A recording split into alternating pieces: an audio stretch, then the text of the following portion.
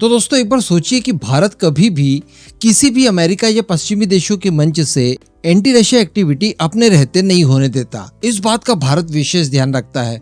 तो भारत इस बात का भी विशेष ध्यान रखेगा कि कोई ऐसा प्लेटफॉर्म हो जहां पर रशिया की डोमिनेंस हो या कुछ हद तक उसका इन्फ्लुएंस हो, पूरी डोमिनेंस ना भी हो, तो वहां से एंटी वेस्ट एक्टिविटी को ना करने दिया जाए। तभी भारत शुद्ध रूप से गुट निरपेक्ष बन पाएगा और इसका ध्यान एक्चुअली भारत रखता है। भारत ऐसी कोई भी एक्टिविटी कहीं भी जाकर नहीं करता जो किसी एक पक्ष के खिलाफ हो। भारत अपने लिए तो सब कुछ करेगा ऑब्वियसली, लेकिन किसी भी मित्र राष्ट्र के खिलाफ कोई भी एक्टिविटी नहीं करेगा और ये बात पहली बार साबित होने जा रही है। दरअसल ऐसे कई सारे प्लेटफॉर्म्स पर भारत पहुंचा है जहां पर पश्चिमी देशों का इन्फ्लुएंस रहा है और वहां से एंटी रशिया एक्टिविटी को होने से भारत ने रोका है। तो ये तो चीज हमारे सामने आ ही गई थी कि हम लोग कहीं भी रशिया को नीचा नहीं दिखाना चाहेंगे, लेकिन अब पहली बार ऐसा मौका आया जहां पर रशिया के इन्फ्लुएंस या फिर चाइना के इन्फ्लुएंस वाले क्षेत्र में हमने एंटी वेस्ट एक्टिविटी होने से रोकी। खबर बड़ी इंपॉर्टेंट है और काफी इंटरेस्टिंग है, एकदम एंड तक जरूर देखिएगा। मैं आपको सारी चीजें बारीकी से बताने जा रहा हूं। दरअसल पिछले कुछ समय से देखा जाए तो पूरी दुनिया के अंदर ब्रिक्स समिट को लेकर काफी ज्यादा चर्चाएं हैं। ये इतना ज्यादा पॉपुलर हो रहा है इस समय कि भारत के अंदर जो G20 का समिट होने जा रहा है उससे भी ज्यादा लाइमलाइट इसे मिल रहा है। इवन अभी जो लिथुआनिया में नेटो का समिट हुआ था, जो कब हो गया कब खत्म हो गया पता ही नहीं चला, उससे भी ज्यादा लाइमलाइट में ब्रिक्स बना हुआ है। इसके पीछे कई सारे कारण हैं। एक कारण तो ये कि ये साउथ अफ्रीका में होने जा रहा है, जहां पर व्लादिमीर पुतिन पहुंचेंगे नहीं पहुंचेंगे इस बात का संशय चल रहा था पहले, क्योंकि साउथ अफ्रीका जाने के बाद पुतिन की सो कॉल्ड गिरफ्तारी वगैरह हो सकती थी। खैर फाइनली बता दिया गया कि पुतिन नहीं आ रहे हैं, पुतिन वर्चुअली शामिल होंगे इसके अंदर। इसके अलावा दोस्तों चाइना यहाँ पर कोशिश ये कर रहा है कि इस ग्रुप को एंटी अमेरिका बनाया जाए। इवन एंटी अमेरिका छोड़ दीजिए, एंटी नेटो बनाया जाए। कुछ ही समय पहले मैंने आपको खबरें दी थी कि कई सारे देश चूंकि ब्रिक्स ग्रुप के साथ जुड़ना चाहते हैं। ऑब्वियसली 23% दुनिया की जीडीपी रखता है अपने पास। इतना बड़ा और मजबूत ग्रुप हर कोई ज्वाइन करना चाहेगा। तो इसी माध्यम से चाइना ये कोशिश कर रहा है कि जितने भी अमेरिका से पीड़ित देश हैं उन सभी की भर्ती इसमें कर ली जाए। इसके अलावा ब्रिक्स इसलिए भी लाइमलाइट में है क्योंकि शायद ब्रिक्स ने ही पहली अवधारणा रखी डी डॉलराइजेशन के लिए, और इन्होंने कहा कि देखिए हम अपनी खुद की करेंसी लाएंगे जो कि अमेरिका की करेंसी डॉलर का डोमिनेंस खत्म करेगी। तो इन कुछ चीजों की वजह से ये काफी ज्यादा लाइमलाइट में था। लेकिन भारत ने यहाँ पर ब्राजील का साथ लेते हुए इस बात को तो इंश्योर कर ही दिया कि इसमें नए सदस्यों को फिलहाल भर्ती नहीं करवाया जाएगा और ब्रिक्स जो ओरिजिनल फॉर्म में चल रहा था उसी फॉर्म में आगे बढ़ते जाएगा। एक्चुअली हम लोगों ने डिस्कस किया था कि इसी ब्रिक्स समिट के दौरान सऊदी अरेबिया और इंडोनेशिया, इन दो देशों की एंट्री चाइना सुनिश्चित करना चाह रहा था। अगर ये दो देश भी आ जाते तो अमेरिका के खिलाफ एक नया गठबंधन सा बन जाता, क्योंकि हम लोग काफी लंबे समय से देख पा रहे हैं कि जो सऊदी अरेबिया है वो काफी एंटी अमेरिका एक्टिविटीज कर रहा है, खासकर तब से जब से जो बाइडेन आए हैं।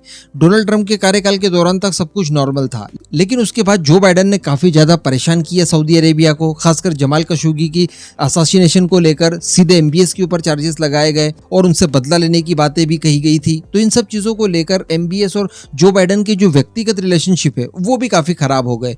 और इस दौरान हम लोगों ने ये देखा कि सऊदी अरेबिया अमेरिका से अपनी निर्भरता से छुटकारा पाने के लिए चाइना की गोद में जाकर बैठ जाता है। पेट्रो डॉलर की तरह पेट्रो युआन की शुरुआत कर देता है। इसके अलावा सऊदी अरेबिया की सबसे बड़ी ऑयल कंपनी अरामको चाइना के अंदर कई सारा इन्वेस्ट करती है। कल परसों ही खबर निकल कर आई कि पाकिस्तान के ग्वादर पोर्ट में, ग्वादर वही जहां पर चाइना ने विकास कार्य किए हैं, वहां पर सऊदी अरेबिया $10 बिलियन इन्वेस्ट करने जा रहा है।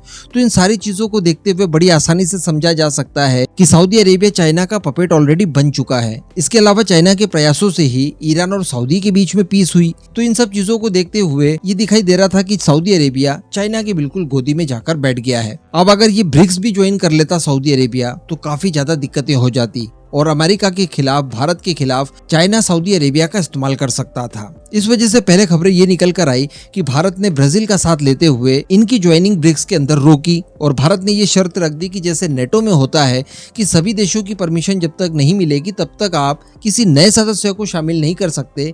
कुछ इसी तरह का रवैया ब्रिक्स में भी रहेगा और फिर भी अगर ब्रिक्स के साथ किसी तरह का व्यवसाय करना चाहते हैं, जुड़ना चाहते हैं, तो फिलहाल इन्हें सदस्य बनाने के बजाय पर्यवेक्षक बना दिया जाए। तो सऊदी अरेबिया इंडिया और इंडोनेशिया इन दोनों की एंट्री ब्रिक्स में रोक दी। अब दोस्तों इसके बाद कुछ नए ट्विस्ट भी निकल कर आ रहे हैं और वो नए ट्विस्ट जुड़े हुए हैं सीधे भारत और अमेरिका की प्लानिंग संबंधित। बताया ये जा रहा है कि ब्रिक्स समिट को लेकर भारत और अमेरिका के बीच में पहले ही बहुत सारी प्लानिंग हो गई थी और भारत अमेरिका ने इस बात को तय कर लिया था कि किसी भी तरह से ब्रिक्स को इस लायक ना बनाया जाए कि वो एंटी अमेरिका एक्टिविटी करने की कोशिश करे या किसी भी तरह से चाइना को इससे लाभ हो, क्योंकि अगर ब्रिक्स की करेंसी बन जाती है तो वहां पर युआन का बोलबाला हो सकता है। अगर बिजनेस बढ़ेगा तो उसमें भी चाइना का एडवांटेज होगा, इन्फ्लुएंस बढ़ेगा तब भी चाइना का एडवांटेज होगा। तो भारत भी नहीं चाहेगा कि ऐसा कुछ हो और ना ही अमेरिका चाहेगा। लेकिन फिर भी चाइना चूंकि पीछे पड़ा हुआ है, रशिया की तरफ से भी प्रेशर डलवाने की कोशिश कर रहा है, तो इन सब चीजों को रोकने के लिए भारत के द्वारा एक नया निर्णय लिया गया है और वो निर्णय ये लिया गया है कि व्लादिमीर पुतिन की तरह ही प्राइम मिनिस्टर मोदी भी ब्रिक्स समिट जो कि साउथ अफ्रीका में होने जा रहा है उसमें शामिल ही नहीं होंगे। जी हाँ, और अपना प्रतिनिधि भेजकर वर्चुअली इस कार्यक्रम को अटेंड करेंगे, जहां पर काफी ज्यादा लिमिटेड बातें होंगी। फेस टू फेस किसी तरह का कोई कन्वर्सेशन नहीं होगा, किसी भी तरह का कोई प्रेशर डालने की या सहने की जरूरत नहीं पड़ेगी।